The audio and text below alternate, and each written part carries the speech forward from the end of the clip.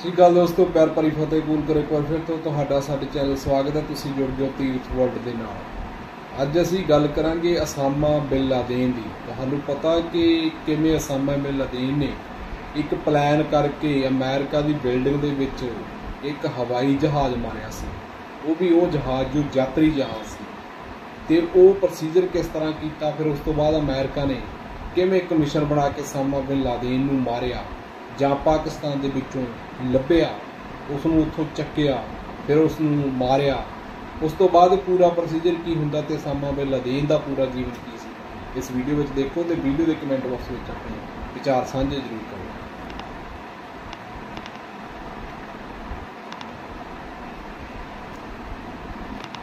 11 सितंबर 2001 अमेरिकी इतिहास का वो काला दिन बना जिसने अमेरिका को हमेशा हमेशा के लिए बदल कर रख दिया। इस दिन अमेरिका में एक के बाद एक कई हमले होते हैं जिसकी वजह से करीब 3000 लोगों की जान चली जाती है। किसी को नहीं पता था कि अगला अटैक कब और कहां होगा। हमलों की धमक से हर कोई सहमा हुआ था। सभी हमले इतने बड़े थे कि केवल कुछ ही घंटों में अमेरिका की कई बड़ी बिल्डिंग्स ध्वस्त हो गई थी। अमेरिका को दहला देने वाले इन खौफनाक हमलों को अंजाम देने वाला कोई और नहीं बल्कि दुनिया का most wanted criminal Osama bin Laden ही था। ये पहली बार नहीं था जब लादेन ने अमेरिका और अमेरिकन सिटीजन्स को अपना निशाना बनाया था। असल में इससे पहले भी कई बार लादेन और उसका आतंकी संगठन अल कायदा अमेरिका को नुकसान पहुंचा चुका था। पहली बार 1992 में अल कायदा येमेन के एक होटल पर हमला करता है जिसमें कई अमेरिकी सैनिक ठहरे हुए थे। हालांकि जल्दबाजी और पुख्ता तैयारी न होने की वजह से ये साजिश फेल हो जाती है, लेकिन इसके अगले साल 1993 में न्यूयॉर्क के वर्ल्ड ट्रेड सेंटर की पार्किंग में बॉम्ब ब्लास्ट होता है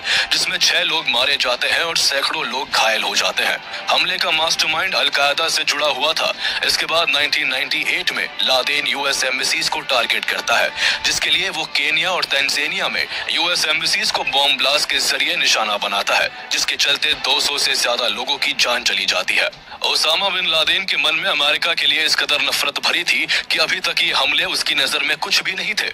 इसलिए वो 11 सितंबर 2001 को अमेरिका में सबसे बड़े आतंकी हमले को अंजाम देता है।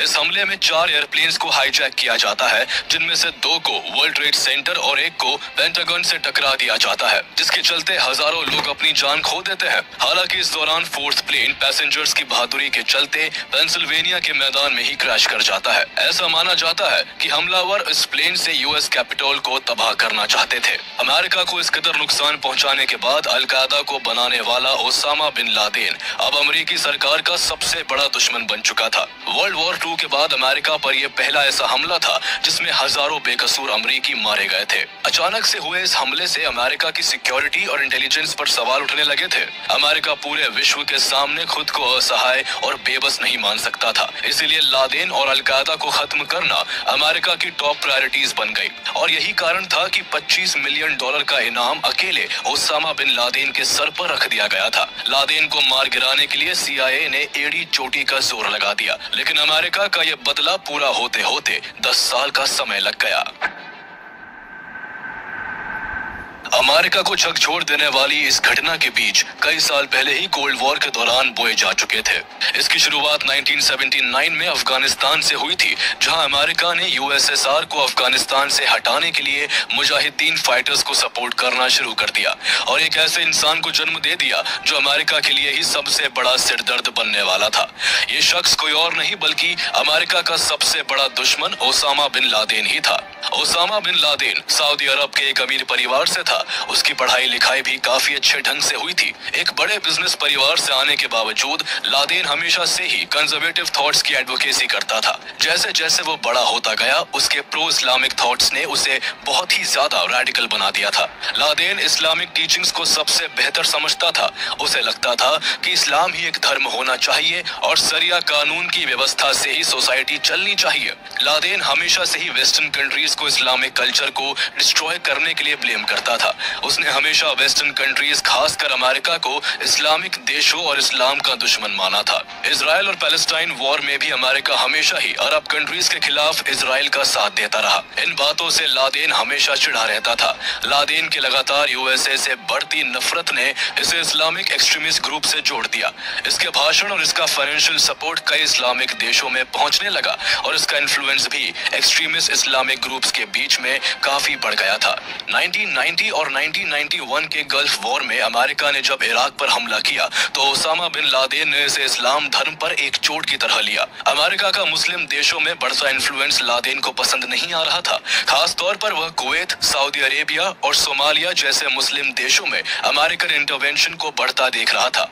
ऊपर से अमेरिका का इजराइल को सपोर्ट करना भी उसकी नजर में इस्लाम के प्रति हेट्रेड का सबूत था। ऐसे में Osama bin Laden anti America हो गया। पहले तक जो लादेन अमेरिका के साथ मिलकर सोवियत यूनियन के खिलाफ लड़ रहा था, अब उसने अमेरिका के खिलाफ ही अपना रुख कर लिया। 1979 में जब अफगानिस्तान में यूएसएसआर के ट्रूप्स वहां की कम्युनिस्ट गवर्नमेंट को सपोर्ट करने की कोशिश कर रहे थे, तभी से लादेन ने मुजाहिदीन को फाइनेंशियल सपोर्ट पहुंचाना शुरू कर दिया था, जिसका मकसद अफगानिस्तान में सोवियत यूनियन के बढ़ते इन्फ्लुएंस को रोकना था। इन दिनों अमेरिका अफगान के नौजवानों को मुजाहिदीन बनने की ट्रेनिंग दे रहा था और उन्हें हर तरह से सपोर्ट कर रहा था, जिससे कि वो यूएसएसआर को अफगानिस्तान से बाहर कर सके। लेकिन तब अमेरिका को इस बात का अंदाजा नहीं था कि उनकी ये हरकत इस्लामिक देशों में जिहाद के नाम पर वायलेंस फैलाने वालों के लिए कितना बड़ा मॉरल सपोर्ट प्रदान करेगी। उन दिनों लादेन भी मुजाहिदीनों से जुड़ा हुआ था और जिहाद को प्रमोट कर रहा था।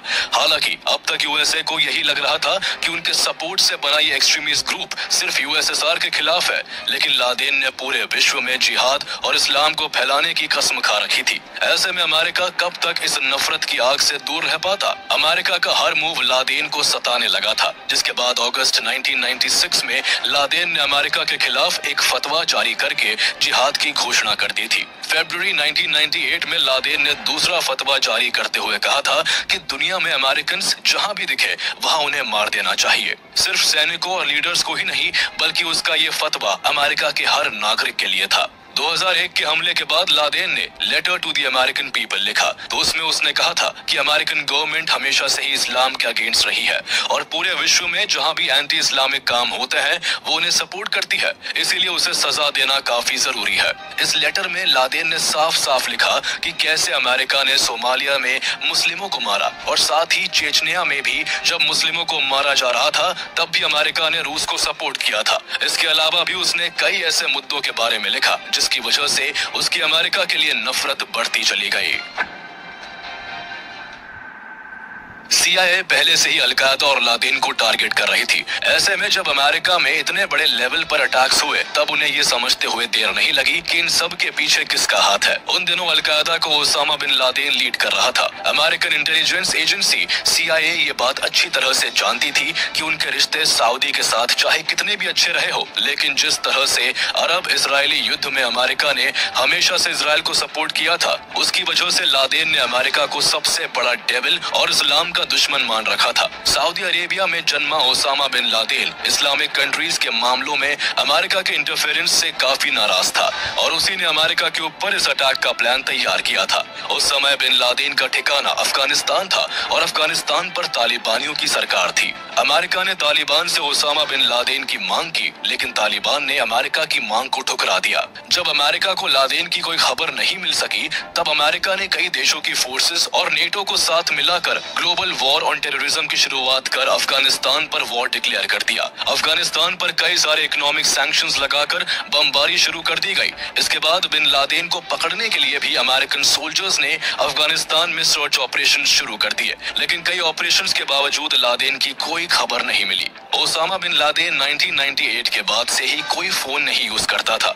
ये बात भी अमेरिकन इंटेलिजेंस एजेंसी CIA को पता थी, क्योंकि 1998 में ही Osama bin Laden Kenya and Tanzania में अमेरिकन एम्बेसी पर हमला करके अमेरिका को अपना दुश्मन बना चुका था। वह अपनी बात को एक जगह से दूसरी जगह अपने साथियों की मदद से पहुंचाता था। हालांकि एक महीने के बाद CIA को ओसामा बिन लादेन के बारे में पाकिस्तान अफगानिस्तान के बॉर्डर पर स्थित तोरा बोरा नाम की पहाड़ियों में छिपे होने की सूचना मिली।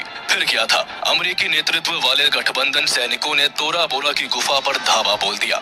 गठबंधन सैनिकों का यह हमला अफगानिस्तान वॉर के one of the most important military engagements में से एक था। 30 नवंबर 2001 से लेकर 17 दिसंबर 2001 तक चले इस ऑपरेशन के दौरान अमेरिकी सैनिकों ने नदर्न अलायंस के साथ तालिबान और अलकायदा के खिलाफ ये ऑपरेशन शुरू किया था। इस ऑपरेशन में अमेरिका के साथ ब्रिटेन और जर्मनी की यूनाइटेड एयर फोर्सेस ने ऐसी एयर स्ट्राइक की कि देखते ही देखते पूरी पहाड़ियां ध्वस्त होने लगी। 1 महीने 17 दिन तक चले इस ऑपरेशन में ओसामा बिन लादेन को डिफेंस करने वाले 200 से ज्यादा आतंकी मारे गए थे। लेकिन इतने तेज और शातिर ऑपरेशन के बाद भी अमेरिका के हाथ में निराशा ही लगी। दरअसल इस पूरे ऑपरेशन के दौरान लादेन हर अटैक से बचता हुआ अफगानिस्तान के बॉर्डर के रास्ते पाकिस्तान में एंटर कर गया था। भले ही इस ऑपरेशन से ओसामा बिन लादेन नहीं मिला, लेकिन कुछ ऐसे लोग जरूर हाथ लग गए थे जिनका कभी न कभी लादेन से संपर्क रहा था। CIA इन सारे लिंक से बिन लादेन को सर्च करने की कोशिश करती रही, लेकिन सालों बीत गए और हर बार फेलियर ही हाथ आता रहा।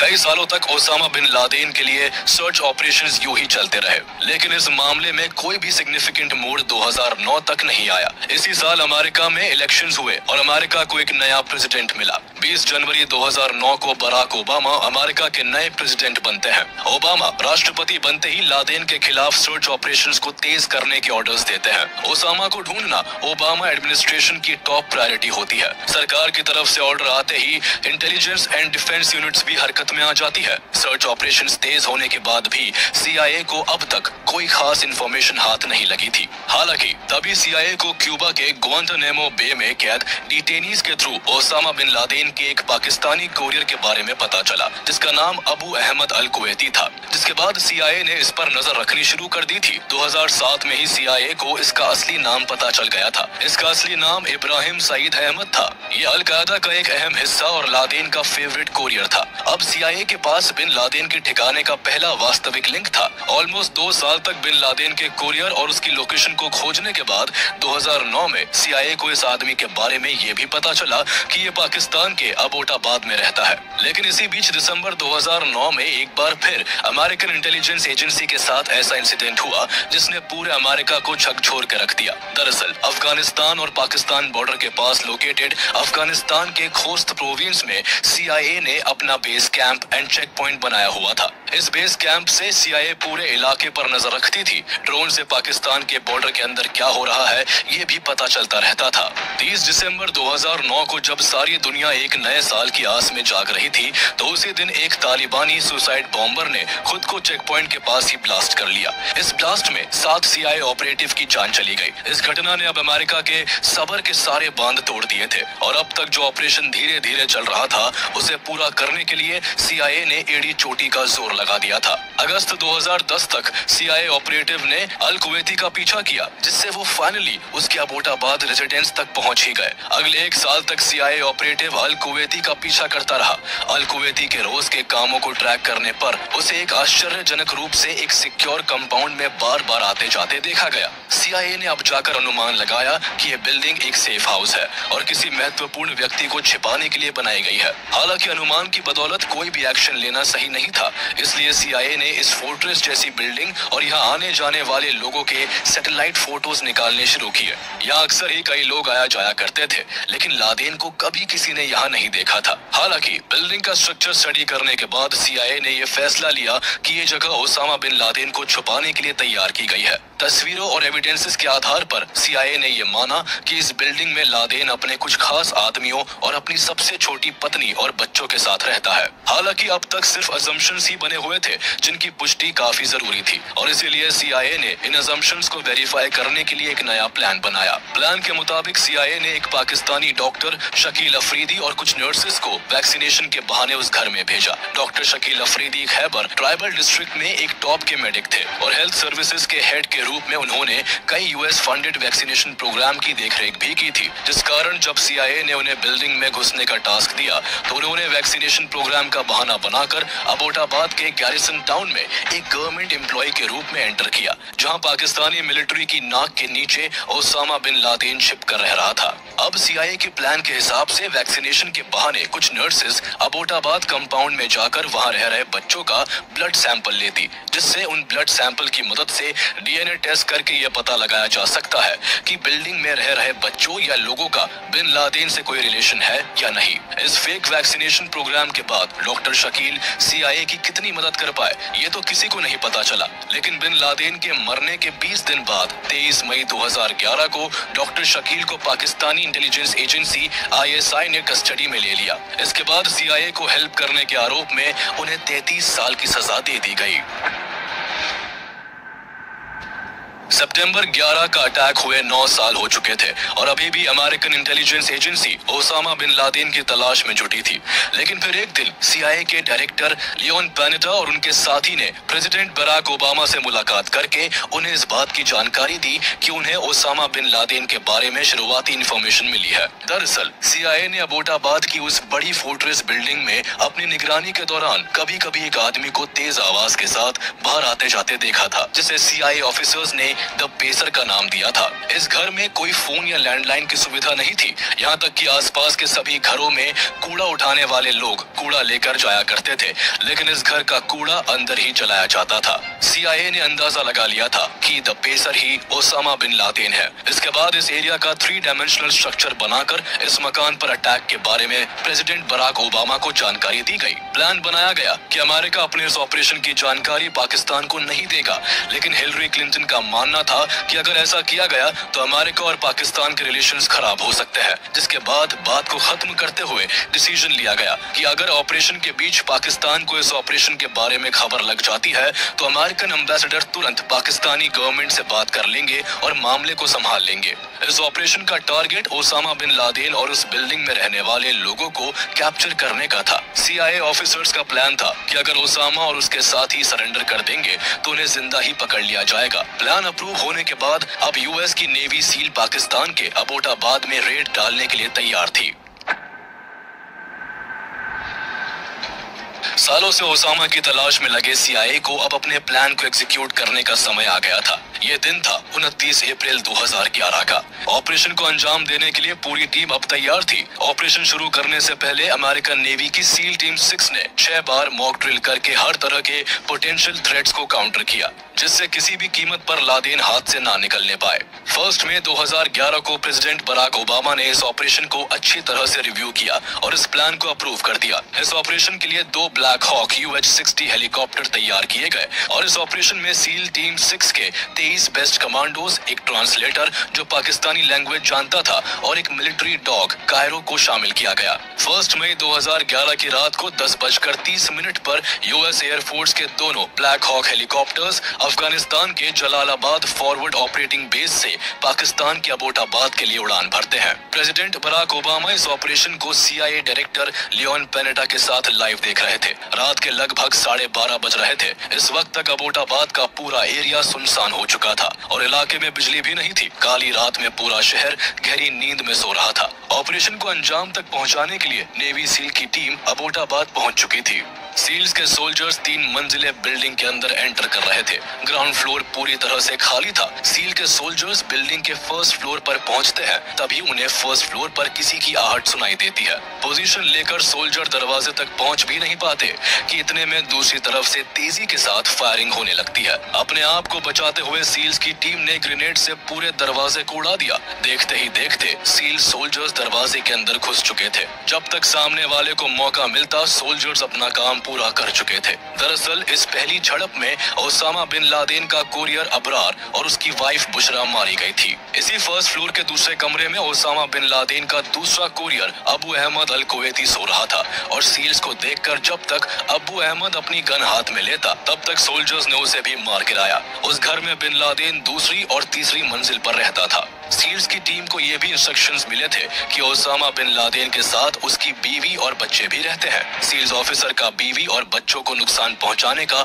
कोई इरादा नहीं था। अब इतने में सेकंड फ्लोर पर सील्स की टीम पहुंची ही थी कि सामने से एक नौजवान लड़का हाथ में बंदूक लेकर खड़ा हो गया, लेकिन जब तक लड़का वार करता तब तक सील्स की टीम ने उसे भी मार गिराया। यह ओसामा बिन लादेन का बेटा खालिद था। कमरों में कुछ और लोग भी थे जिन्हें सील्स की टीम ने अपनी हिरासत में ले लिया था। इसके बाद ऑफिसर्स थर्ड फ्लोर की तरफ बढ़े, तभी सामने से एक कमरे का दरवाजा खुलता है, जिसके बाद ओसामा बिन लादेन और सील्स के सोल्जर्स आमने सामने थे। लेकिन तभी एक औरत ओसामा बिन लादेन के सामने खड़ी हो जाती है। सील्स के ऑफिसर्स किसी भी कीमत पर लादेन को छोड़ नहीं सकते थे, इसलिए उन्होंने इस औरत के पैर पर गोली मार दी। गोली लगने के कारण औरत जमीन पर गिर गई, जिसके बाद सील के ऑफिसर्स ने 3 गोलियां ओसामा बिन लादेन के सीने में उतार दी। इसके साथ ही लादेन जमीन पर गिर के ढेर हो गया। इस ऑपरेशन को लाइव देख रहे अमेरिकन प्रेसिडेंट बराक ओबामा और CIA डायरेक्टर को करीब 20 मिनट तक स्क्रीन पर कुछ नहीं दिख रहा था। स्क्रीन केवल ब्लैक नजर आ रही थी, जिस कारण कमरे में बराक ओबामा के साथ बैठे अधिकारियों की बेचैनी बढ़ती जा रही थी। 40 मिनट चले इस ऑपरेशन के बाद सुबह 1 बजे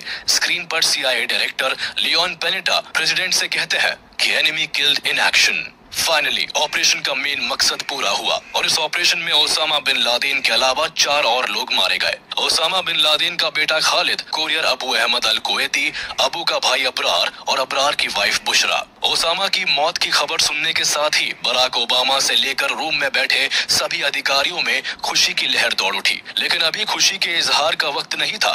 अब इंतजार था अमेरिकन फोर्सेस का पाकिस्तान से वापस लौटने का। लेकिन कुछ समय बाद बिना किसी नुकसान के सील के सभी मेंबर सही सलामत अपने बेस पहुंच गए, वो भी ओसामा की डेड बॉडी के साथ। इस ऑपरेशन के दौरान अमेरिका ने पाकिस्तान से किसी भी प्रकार का कम्युनिकेशन नहीं किया था।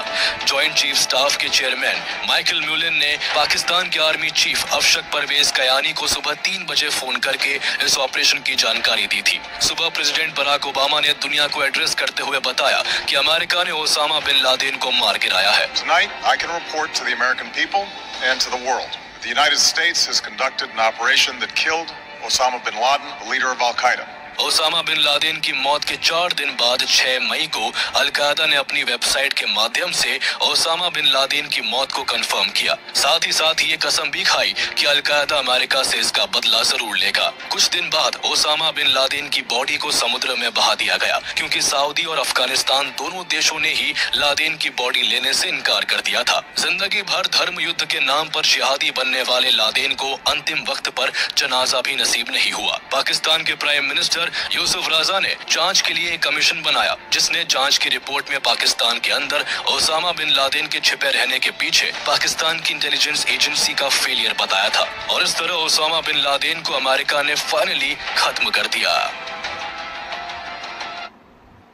ਸੋ ਵੀਡੀਓ ਜਿਹਦੇ ਵਿੱਚ ਦਿਖਾਇਆ ਗਿਆ ਕਿ ओसामा बिन लादेन ਨੂੰ ਅਮਰੀਕਾ ਨੇ ਕਿਵੇਂ ਫੜਿਆ, ਗੋਲੀਆਂ ਮਾਰੀਆਂ, ਕਿਵੇਂ ਉਹਨਾਂ ਨੂੰ ਪਹਿਲਾਂ ਸ਼ੂ ਮਿਲੀ ਕਿ ਅਫਗਾਨਿਸਤਾਨ ਦੇ ਵਿੱਚ ਆ, ਉਸ ਤੋਂ ਬਾਅਦ ਉਹਨਾਂ ਨੇ ਪਹਾੜੀਆਂ 'ਤੇ ਹਮਲਾ ਕੀਤਾ ਜੋ ਅਫਗਾਨਿਸਤਾਨ ਦੇ ਨਾਲ ਸੀ। ਉਸ ਤੋਂ ਬਾਅਦ ਉਹਨਾਂ ਨੂੰ ਪਤਾ ਲੱਗਿਆ ਕਿ ਇਹ ਪਾਕਿਸਤਾਨ ਦੇ ਵਿੱਚ ਆ। ਫਿਰ ਉੱਥੇ ਪੂਰਾ ਪਲਾਨ ਬਣਾ ਕੇ ਇਸ ਜੋ ਮਿਸ਼ਨ ਨੂੰ ਉਹ ਸਫਲ ਮਿਸ਼ਨ ਬਣਾਇਆ ਗਿਆ। 40 ਸੀਲ ਕਮਾਂਡਰ ਸੀ ਜਿਹੜੇ ਅਮਰੀਕਾ ਦੀ ਬਹੁਤ ਹੀ ਵਧੀਆ डिफेंस आर्मी ਸੀ ਉਹਨਾਂ ਨੇ ओसामा बिन लादेन ਨੂੰ ਉੱਥੇ ਮਾਰਿਆ। ਪਹਿਲਾਂ ਚੰਗੀ ਤਰ੍ਹਾਂ ਜਾਂਚ ਕਰੀ ਕਿ ਵਾਕਈ ਉੱਥੇ ਹੈਗਾ ਜਾਂ ਨਹੀਂ। ਇਹਦੇ ਵਿੱਚ ਮੈਂ ਪਾਕਿਸਤਾਨ ਦੇ ਕਈ ਬੰਦੇ ਜੋ ਅਮਰੀਕਾ ਦਾ ਸਾਥ ਦਿੰਦੇ ਸੀ ਉਹਨਾਂ ਨੇ ਇਸ ਬਾਰੇ ਪੂਰੀ ਪ੍ਰੋਪਰ ਜਾਣਕਾਰੀ ਮੁਹੱਈਆ ਕਰਵਾਈ। ਸੋ ਉਸ ओसामा बिन लादेन ਦੀ ਪੂਰੀ ਕਹਾਣੀ ਕਿਵੇਂ ਹਮਲੇ ਤੋਂ ਲੈ ਕੇ ਉਹਦੇ ਅੰਤ ਸਮੇਂ ਤੱਕ ਇਹ ਪੂਰੀ ਸਟੋਰੀ ਆ। ਸੋ ਵੀਡੀਓ ਦੇ ਕਮੈਂਟ ਬਾਕਸ ਵਿੱਚ ਜ਼ਰੂਰ ਸਾਂਝੀ ਕਰੋ।